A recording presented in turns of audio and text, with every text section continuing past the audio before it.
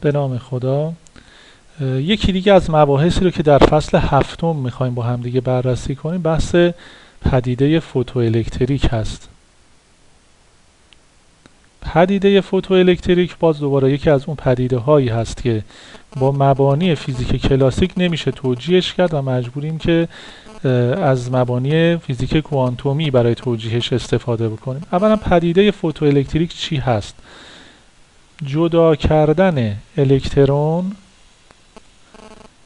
از سطح یک جسم از طریق تاباندن نور به سطح آن را پدیده فوتوالکتریک مینامیم و به الکترون‌های جدا شده به این روش فوتوالکترون گوییم. ببینید بچه ها، اگر ما یک صفحه‌ای داشته باشیم، مثلا یک صفحه فلزی داشته باشیم، یک صفحه فلزی، آزمایش نشون میده که اگر ما بیایم نور بتابونیم به این صفحه فلزی، باعث میشه از این صفحه فلزی یک سری الکترون ها کنده بشن و با یه انرژی جنبشی معینی در هوا، در فضا پخش بشن. یعنی یک سری الکترون هایی که در سطح این فلز هستن با گرفتن انرژی از این پرتوهای نور و نوری که بهش تابوندیم بتونن از سطح فلز کنده بشن و حرکت بکنن. به این الکترون ها میگیم فوتوالکترون و به این پدیده میگیم پدیده فوتوالکتریک. برای اینکه پدیده فوتوالکتریک رو خوب بررسی بکنیم میایم از یک وسیله استفاده میکنیم به این شکل. میایم یه الکترودی رو به نام الکترود آ اینجا قرار میدیم. یه الکترود وقتی من عرض میکنم یعنی یک صفحه فلزی و یک الکترود بی رو در این قسمت. یک آمپرسنج اینجا قرار میدم. این رو میام وصل میکنم به یک مولد. در ابتدا اجازه من مولد رو اینجوری وصل بکنم. در ابتدا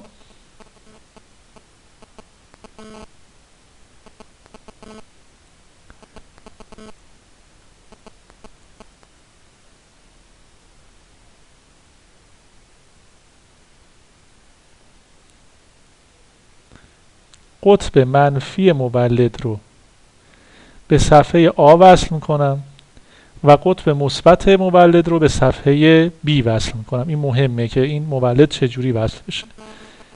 یه ولت سنجم به دو سر این مولد وصل میکنم. بعد میام از این طریق، از طریق یک منبع نور به الکترود آ نور میتابونم به این شکل. این باعث میشه که یک سری از الکترون ها به این شکل کنده بشن از سطح صفحه آ و با انرژی جنبشی که دارن حرکت کنن به صفحه B برسن و بعد به وسیله مولد به این شکل یه جریانی توی این مدار چی میشه؟ به وجود میاد.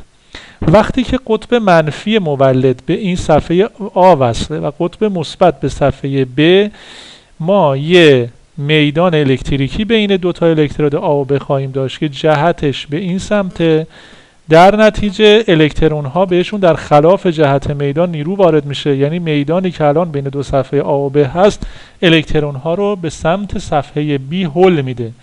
ما نور میتابونیم و بعد این نور باعث میشه الکترون ها با یه انرژی جنبشی از صفحه آ کنده شن. میدانی که بین دو صفحه آ و ب هم قرار داره، در این حالتی که صفحه آ به قطب منفی و صفحه ب به قطب مثبت وصله، اون هم کمک میکنه و الکترون ها رو هول میده که الکترون ها بتونن به صفحه ب برسن و جریان الکتریکی برقرار شه.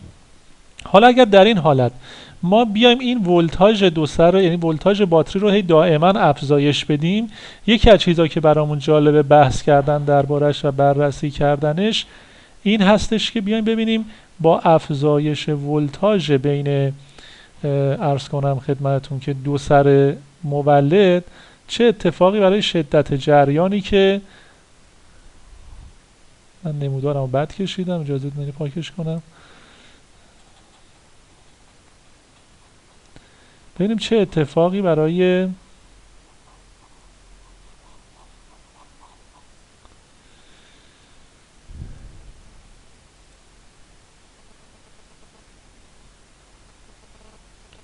شدت جریان میفته.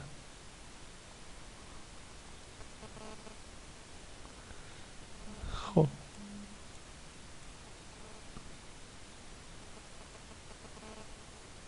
یعنی میخوام نمودار V بر حسب I رو رسم کنم. مشاهده میشه که وقتی که ما هیچ ولتاژ، اگه ولتاژ صفر هم باشه، یعنی هیچ ولتاژی ما نداشته باشیم، یه جریانی عبور میکنه، چون این الکترون ها که از صفحه آ کنده میشن بالاخره خودشون یه انرژی جنبشی اولیه دارن، یه عدهشون خودشون رو میتونن به صفحه ب برسونن. پس حتی اگر این اختلاف پتانسیل هم کمک الکترون نکنه، یه تعداد الکترون به صفحه ب میرسن و یه جریانی رو داریم. اما هرچی این ولتاژ رو ما افزایش میدهیم، شدت جریان چی میشه؟ بیشتر میشه. به خاطر اینکه وقتی ما ولتاژ رو زیاد میکنیم، میدان الکتریکی بین دو صفحه آ و ب قوی تر میشه، در نتیجه نیروی بیشتری بر الکترون های سرگردانی که بین دو تا الکترود وجود دارن وارد میشه و الکترون های بیشتری شانس رسیدن از صفحه آ به صفحه ب رو دارن.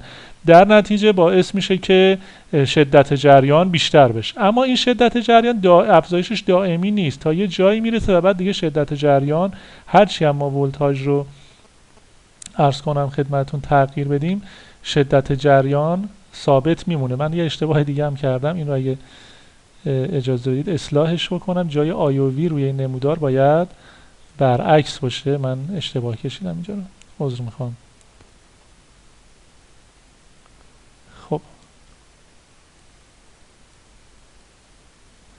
یعنی این آی هست، این وی هست. بله ببینید هر چقدر من وی رو در ابتدا به جایی که وی صفره، آی من یه مقدار اولیه داره، هر چقدر من وی رو زیاد میکنم آی هم زیاد میشه. از یه جایی به بعد دیگه هرچی من وی رو زیاد کنم تأثیری نداره، آی دیگه زیاد نمیشه. اینو میتونیم اینجوری توجیه بکنیم که هرچی الکترون سرگردانی که از صفحه آ کنده شده بوده به ازای این ولتاژ دیگه جمع شده و به صفحه بی رسیده. بنابراین وقتی به صفحه بی رسیده دیگه از این به بعد هرچی هم من اختلاف پتانسیل بیشتر کنم، الکترون سرگردان دیگه ای نیست که بخواد اضافه بشه به جمع الکترونایی که به صفحه بی میرسن و باعث افزایش شدت جریان بشه. بنابراین نمودار به این شکل خواهد بود. اما نکته جالب برای بررسی وقتیه که من بیام و این نمودار رو و این مولد رو برعکس کنم، یعنی بیام به این شکل این صفحه آ رو به قطب مثبت وصل کنم و صفحه بی رو به قطب منفی وصل کنم. حالا اتفاقی که میفته این هستش که این بار میدان الکتریکی که اینجا ایجاد شده به این شکل تبدیل میشه، یعنی برعکس میشه میدان الکتریکی. وقتی هم میدان الکتریکی برعکس بشه، من بذارید بکشم میدان الکتریکی رو، میدان الکتریکی همیشه از صفحه مثبت به صفحه منفی هست. این مثبت منفی هم که مربوط به قبل پاک کنم. بله این بار این شده صفحه مثبت، این شده صفحه منفی. میدان اینوریه. وقتی که میدان اینوریه یعنی به الکترون ها رو نه تنها بهشون، الکترون هایی که این وسط سرگردان هستن، نه تنها کمک نمیکنه که صفحه بی برسن، بلکه برای الکترون ها در حکم یک ترمز هست که مانع رسیدن الکترون ها از صفحه آ به صفحه بی. یعنی حتی اگه الکترون ها خودشون انرژی جنبشی کافی برای رسیدن به صفحه بی رو داشته باشن، این میدان مانند یک ترمز باعث میشه که انرژیشون کاهش پیدا کنه و به صفحه بی نرسن. وقتی که در این حالت، حالا من بیام هی وی ها رو دقت کنید، این مربوط به وقتی بود که صفحه آ به قطب منفی وصل باشه، اینور پتانسیل منفی میشه، اختلاف پتانسیل، یعنی صفحه آ به قطب مثبت وصل بشه.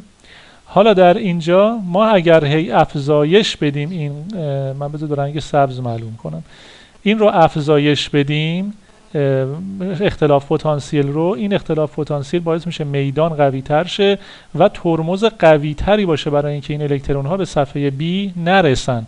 بنابراین هرچی این میدان قوی تر، هرچی اختلاف پتانسیل بیشتر و میدان قوی تر میشه، شدت جریان کمتر و کمتر میشه، شدت جریان کمتر میشه، چون الکترون های کمتری میتونن از صفحه A به صفحه B برسن، تا اینکه به ازای یک اختلاف پتانسیلی در این حالت دیگه هیچ الکترونی از صفحه A خودش به صفحه B نمیتونه برسونه. یعنی پر انرژی ترین الکترونی که از صفحه A کنده میشه فقط تا نزدیکی صفحه B میرسه و دیگه سرعتش صفر میشه، انرژی جنبشش صفر میشه و برمیگرده. وقتی هیچ الکترونی به صفحه B نرسه یعنی دیگه شدت جریان صفر میشه. این ولتاژ رو بهش میگیم ولتاژ متوقف کننده. ولتاژ متوقف کننده اولا یادتون باشه در حالتی ایجاد میشه که قطب مثبت به صفحه A بسته شده باشه. ثانیاً ولتاژی است که به ازای این ولتاژ دیگه هیچ جریانی در مدار برقرار نیست و هیچ الکترونی که از صفحه A کنده میشه نمیتونه خودش رو به صفحه B برسونه.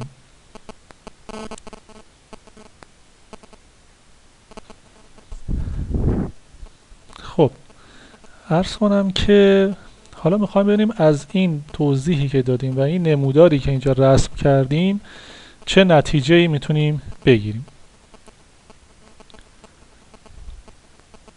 نتایجی که از این نمودار میشه گرفت: یک، از این رو به دو قسمت تقسیم میکنیم. حالتی که بذارید حالتی که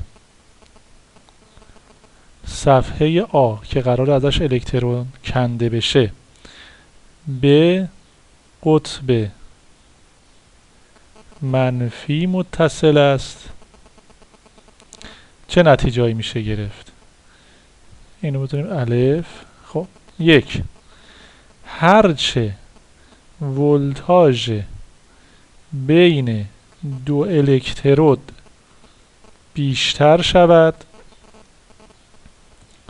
الکترون های بیشتری جذب الکترود B می شوند. در نتیجه شدت جریان افزایش می یابد. دو، از یک حد معینی اگر ولتاژ دو الکترود را بیشتر کنیم دیگر جریان افزایش نمی‌یابد. دیدید روی نمودارم، زیرا وقتی همه فوتو الکترون ها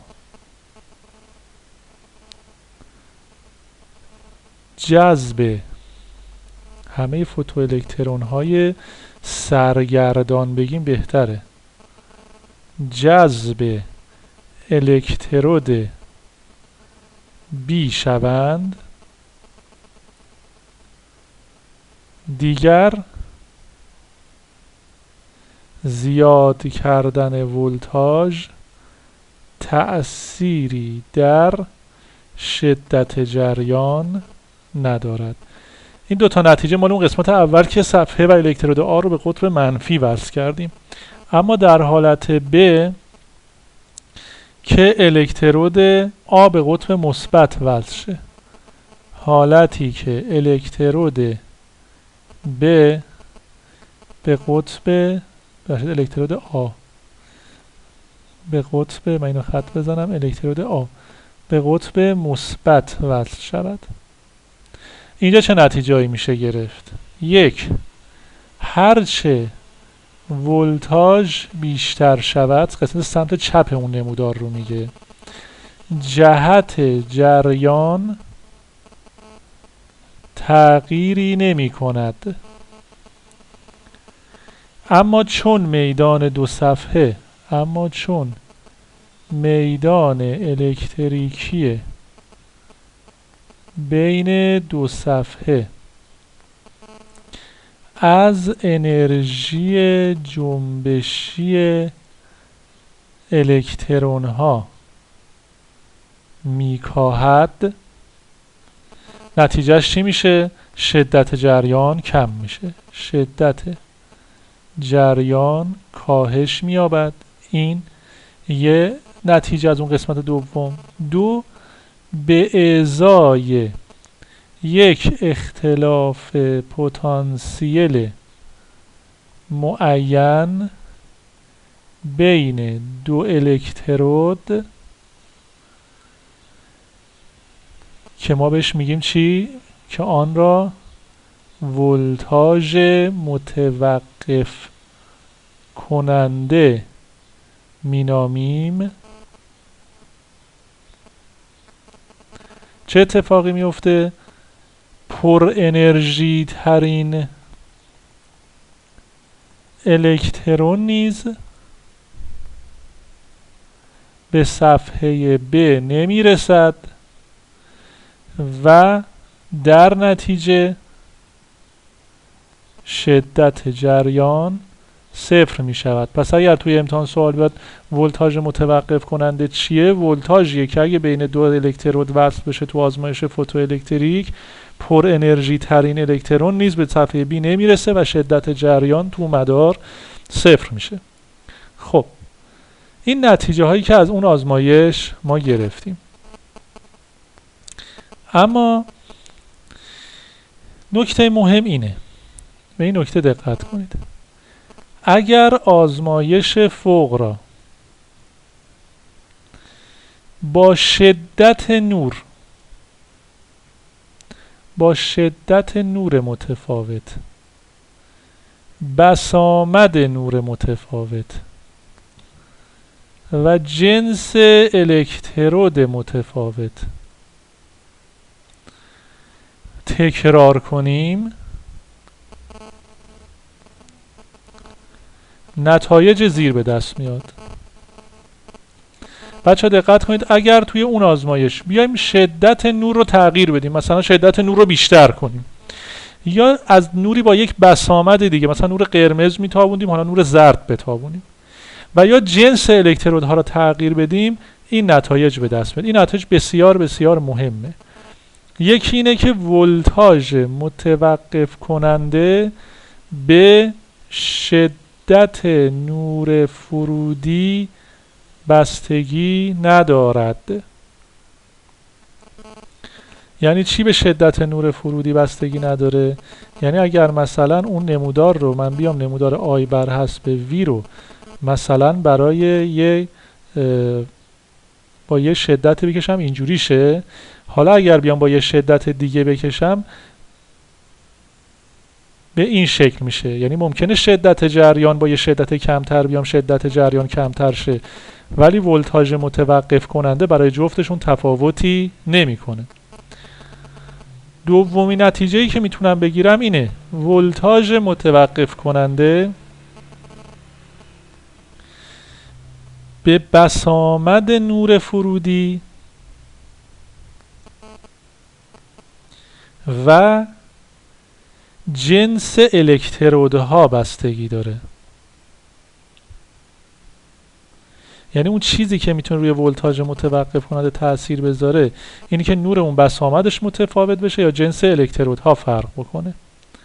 سوم، برای یک جنس الکترود خاص، مثلا یه مس مثلا باشه صفحه آمون، یه الکترود خاصی باشه، هرچه بسامد نور فرودی کمتر باشد ولتاژ متوقف کننده نیز کمتر خواهد بود. میدونید یعنی چی؟ یعنی اینکه هر چی شما بیایید با ما تو قسمت 2 گفتیم ولتاژ متوقف کننده به بسامد نور فرودی بستگی داره.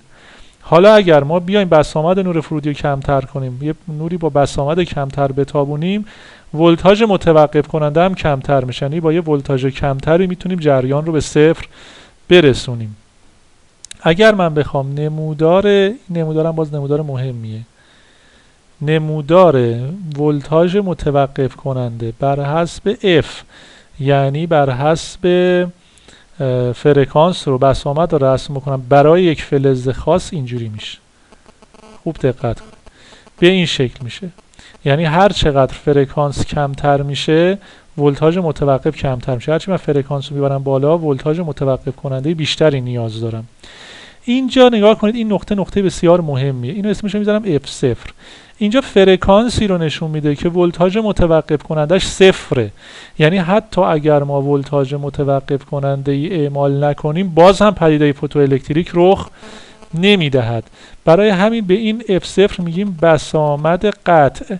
یعنی هر فلزی برای خودش یه بسامد قطعی داره که اگر نور رو با بسامد کمتر از اون بتابونیم به سطح اون فلز، حتی اگه ولتاژ متوقف کننده ای اعمال نشه باز پدیده فوتوالکتریک رخ نمیده.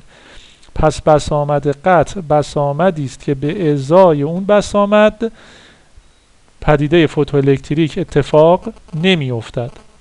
چهارمین نتیجه گیری این هست که بسامدی، همین نکته‌ای که الان گفتم،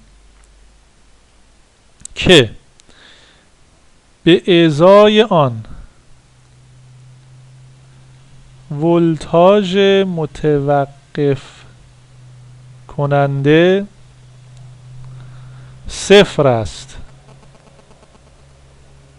یعنی به ازای آن بسامد دیگر پدیده فوتوالکتریک رخ نمی دهد، بسامد قطع نامیده می شود. و این بسامد قطع هم به جنس اون فلز بستگی داره. من یه خط دیگه هم توضیح بدم. در واقع بسامد قطع کمترین بسامدی است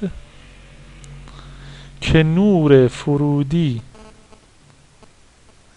با آن بسامد می تواند از سطح فلز الکترون جدا کند و بسامد قطع به جنس فلز بستگی دارد. خب این نتایجی که از این آزمایش ما میتونستیم بگیریم. اما مطلب بعدی که من میخوام خدمت شما عرض بکنم درباره حالا اشکالات یا ایرادات فیزیک کلاسیک در توجیه پدیده فوتوالکتریک. خب چه ایرادی داره؟ فیزیک کلاسیک کجای این پدیده فوتوالکتریک رو نمیتونه توجیه کنه؟ دو تا ایراد وجود داره. طبق فیزیک کلاسیک با افزایش شدت نور فرودی انرژی جنبشی الکترون ها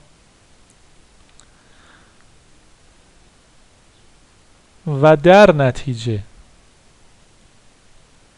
ولتاژ متوقف کننده افزایش می‌یابد.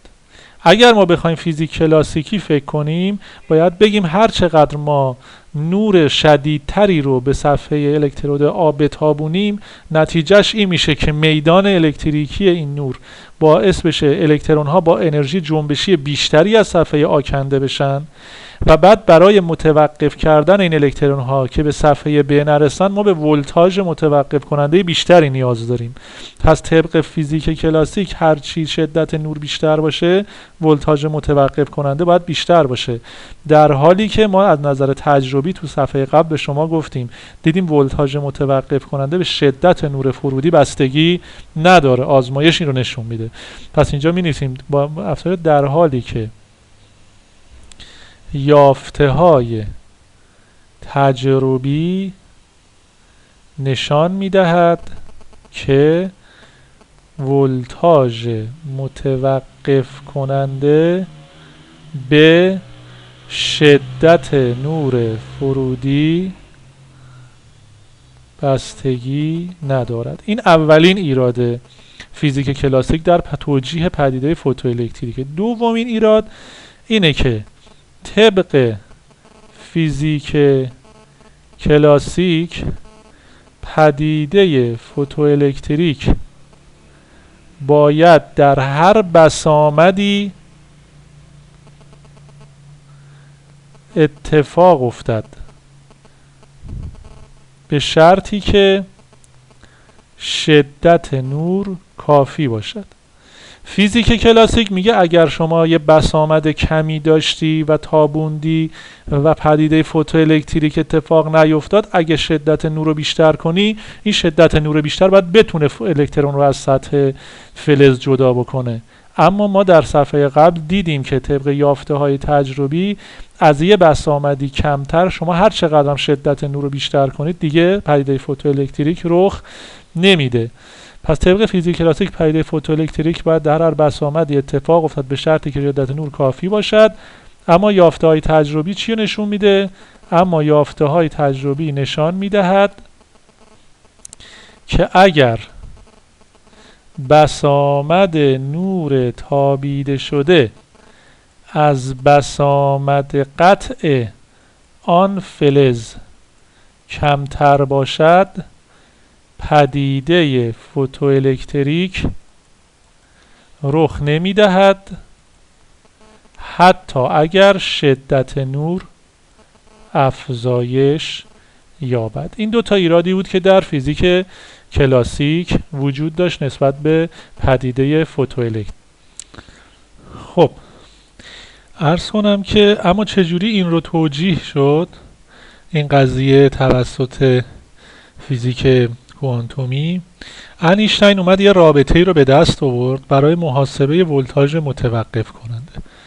محاسبه ولتاژ متوقف کننده.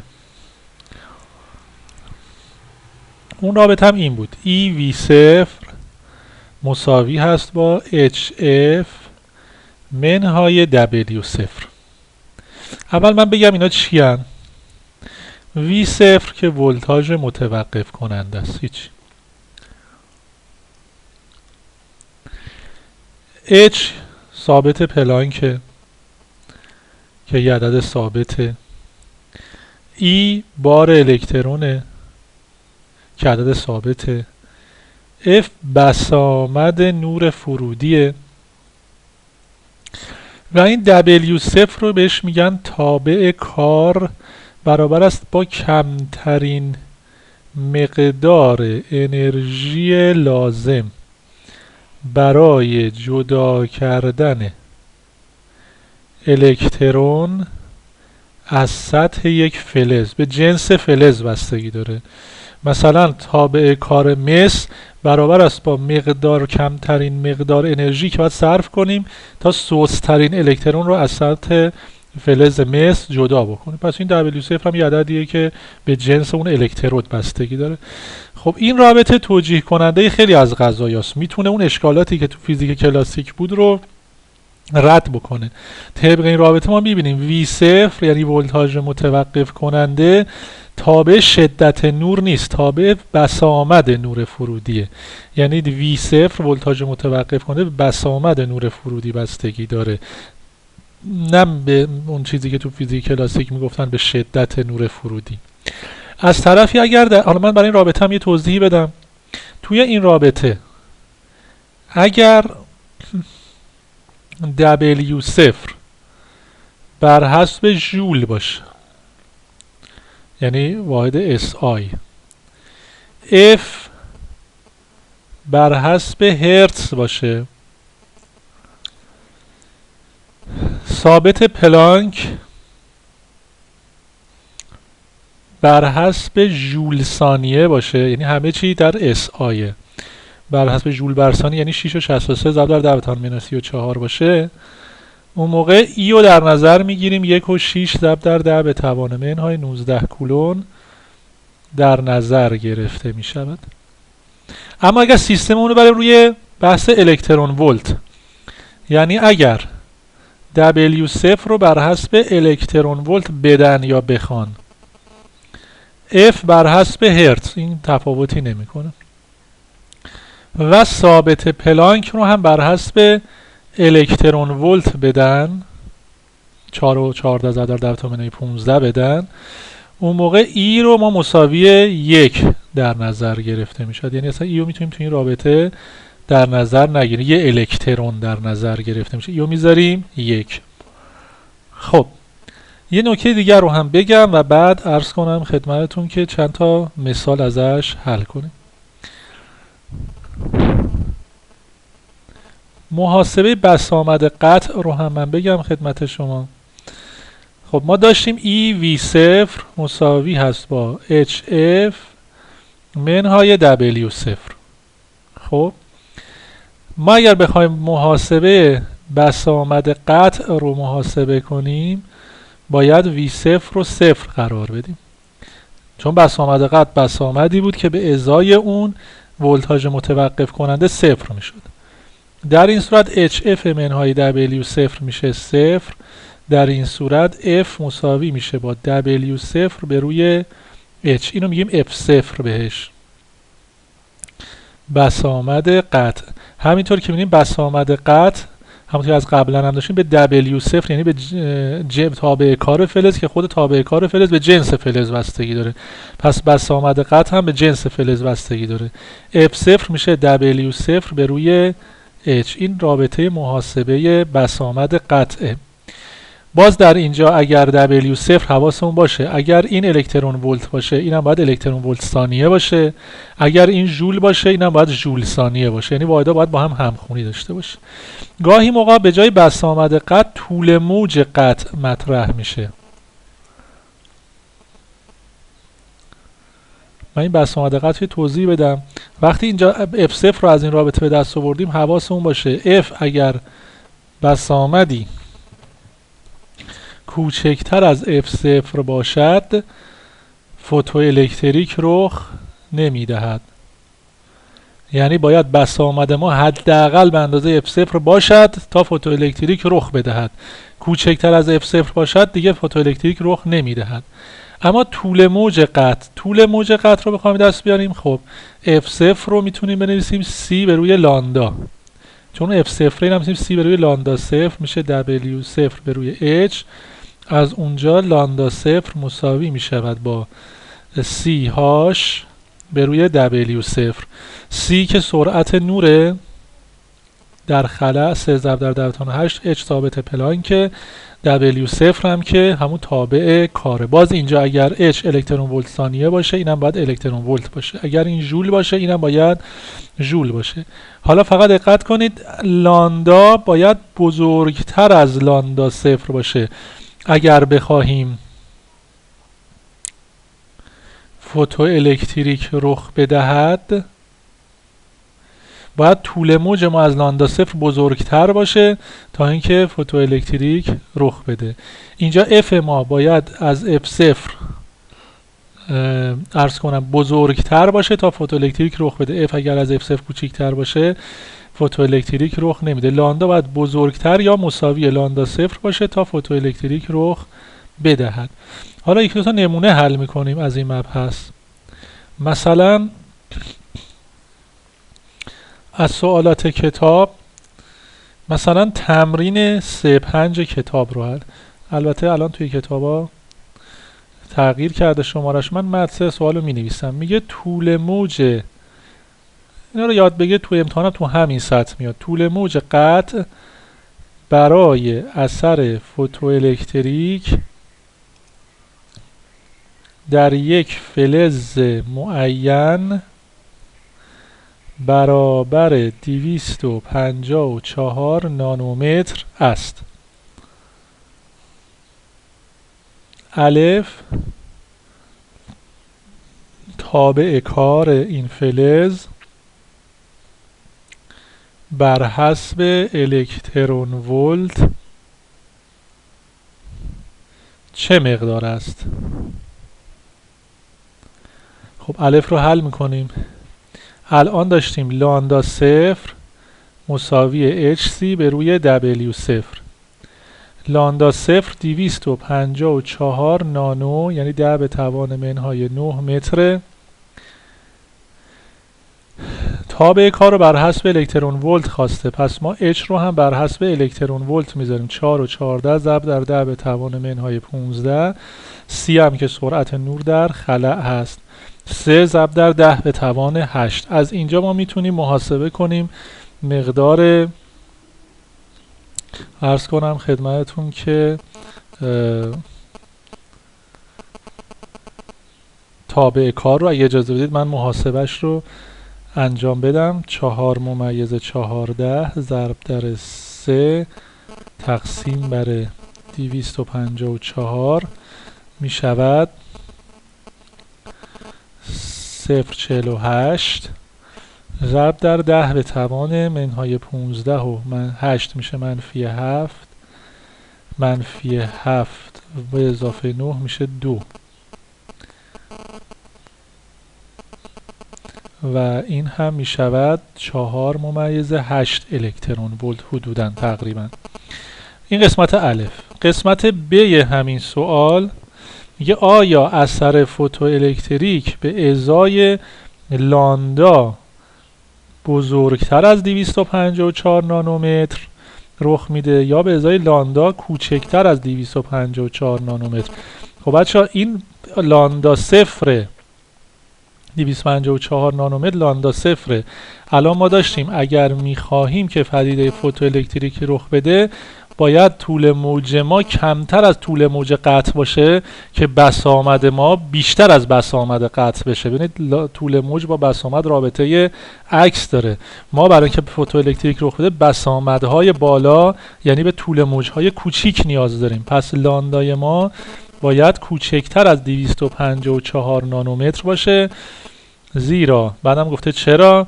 زیرا به ازای این طول موجها بسامد نور فرودی از بسامد قطع بیشتر می شود.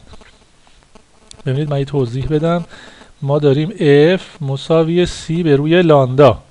هر چی لاندای ما کمتر باشه F ما بیشتر میشه. پس اینجا لانداهای ما از 254 نانومتر باید کمتر باشن که F های ما از F0 یعنی بسامد قطع بیشتر باشن و اون فوتوالکتریک رخ بده. خب یه سوال دیگه هم حل بکنیم.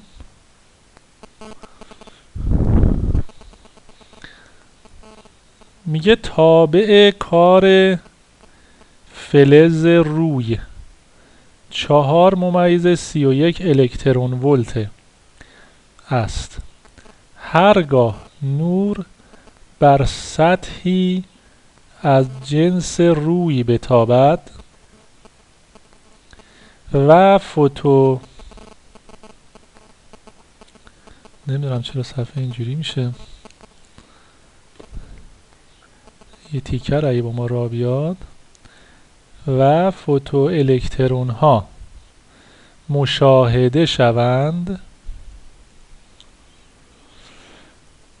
الف بلندترین طول موجی که سبب گسیل فوتو الکترون ها می شوند چه مقدار است؟ خب اینو حل کنید بعد بریم سراغ بقیهش. بچه ها دقت کنید، بلندترین طول موجی که میتونه سبب گسیل الکترون ها بشه یعنی لاندا صفر، یعنی طول موج قطع. چون اگر از این طول موج قطع کمتر باشه عرض کنم که میتونیم پدیده فوتوالکتریک رو ببینیم. از این طول موج قطع بلندتر باشه دیگه نمیتونیم، چون وقتی از طول موج اگر لاندای ما از لاندا صفر بلندتر باشه F ما از F0 کمتر میشه، یعنی بسامد اون بسامد قطع کمتر میشه و فوتوالکتریک رو نمیبینیم. در حالی بلندترین طول موجی که سبب گسیل فوتوالکترون ها میشه یعنی لاندا صفر. لاندا صفر هم یعنی C هاش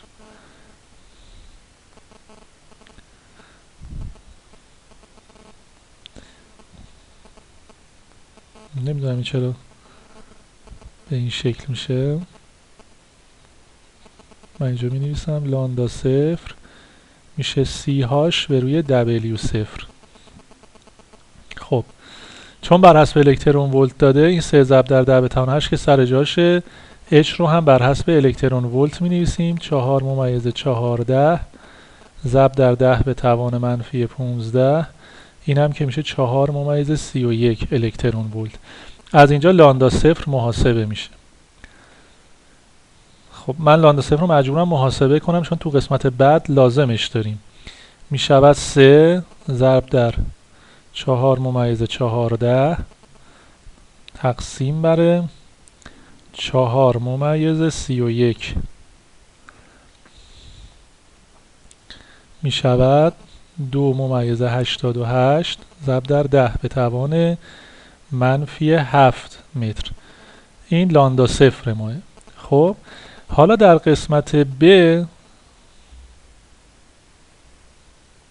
میگه که وقتی نور به طول موج 220 نانومتر به کار گرفته بشه، حالا اگر بیاد بشه لامدا رو 220 نانومتر در نظر بگیریم که در واقع از این کوتاه‌تره و طول و پدیده فوتوالکتریک رخ میده، ولتاژ متوقف کننده چقدره؟ میگیم EV0 HF منهای W0.